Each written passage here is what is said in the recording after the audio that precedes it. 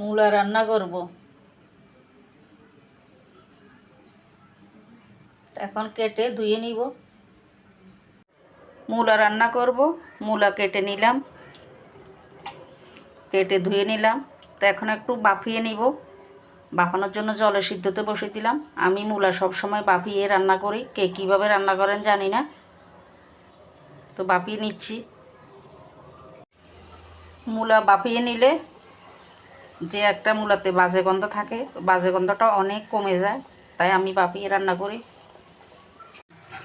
তো সেদ্ধ মূলা জল সরিয়ে নিচ্ছি।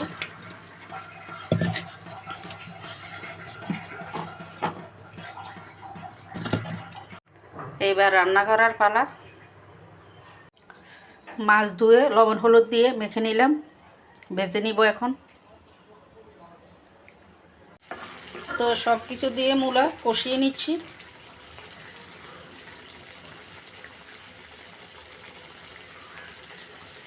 মূলা কষানোর সময় একটু তেজপাতা দিয়ে দিলে মূলাতে অনেক ভালো একটা গন্ধ আসে। তো মূলার মাছে জল দিয়ে বসিয়ে দিলাম, উতরিয়ে নিব। তো মূলা রান্না মোটামুটি হয়ে আসছে।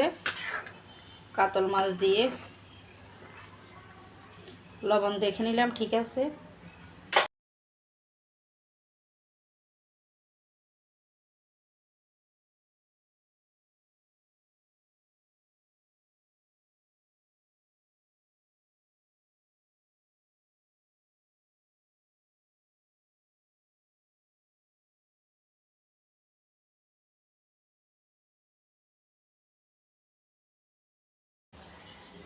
তো কি বলতাম, দুঃখের কথা, আগে ছোটোবেলায় একটা কথা শুনতাম, গ্রামে সবাই বলতো মূলা জিনিসটা নতুন নতুন দুই একদিন খেয়ে এরপরে গরুও খেতে চায় না ঠিক মতো।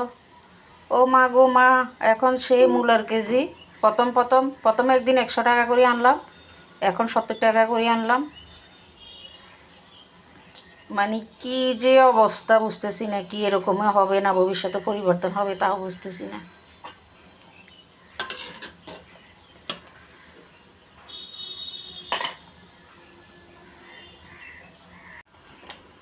ধনেপাতা দিয়ে দিচ্ছি, লবণ দেখে নিলাম, ঠিক আছে।